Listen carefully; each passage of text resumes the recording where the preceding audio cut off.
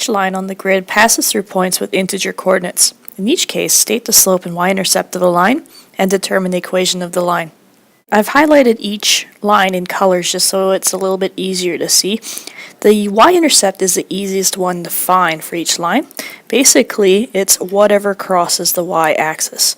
Okay, so for line 2, it crosses the y-axis at that point. Okay, and that point is 0 and 2.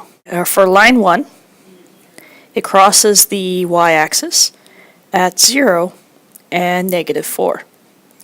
So our y-intercepts are done. Now we have to find the slope. Slopes are a little bit harder to do, but what you need to do is find a second set of points for each line so that we can use the slope formula.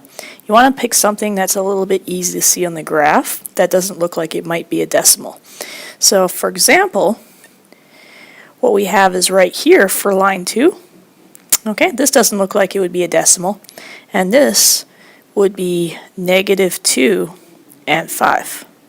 Okay, for line 1, one point that you could use is this one right here. This looks like it wouldn't be a decimal, and this would be 6 and -2. Okay, you don't necessarily need to use those particular points, just as long as you find ones that are integers and not necessarily anything containing a decimal. So we're going to focus on line 1 right at the moment. I've picked out our 2 points, and now we're going to use a slope formula to figure out the slope. I'm going to establish this point as point 1, and this is point 2.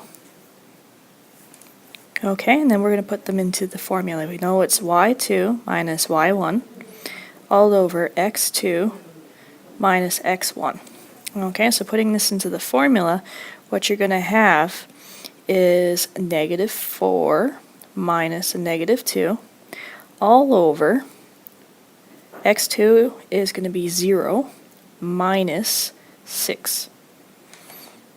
So working this out, -4 minus a -2, that's going to be -2. On the bottom, 0 minus 6 is going to be -6. Now this can be reduced all the way down to a positive 1 over 3 because the negatives will cancel out. So that's going to be your slope for L1.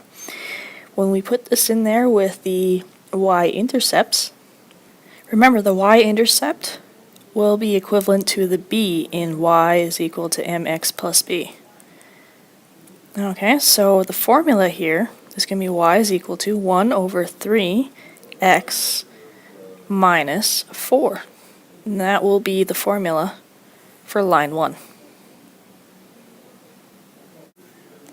So here are 2 points for line 2. It's -2 and 5 and 0 and 2. So let's use the slope formula here. I'm going to establish this as 1 and this is 2. So y2 is going to be 2. y1 is 5, so it's going to be 2 minus 5. On the bottom, x2 is going to be 0 and x1 is going to be -2. So it's going to be 0 minus a -2.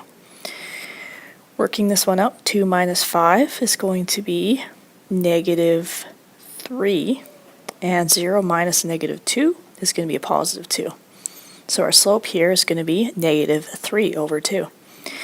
Now the y-intercept, as we established, was 0 and 2. So your formula here is going to be y is equal to -3 over 2x, and we're going to replace that b with a 2. So it's -3 over 2x plus 2. And that's your equation for line 2.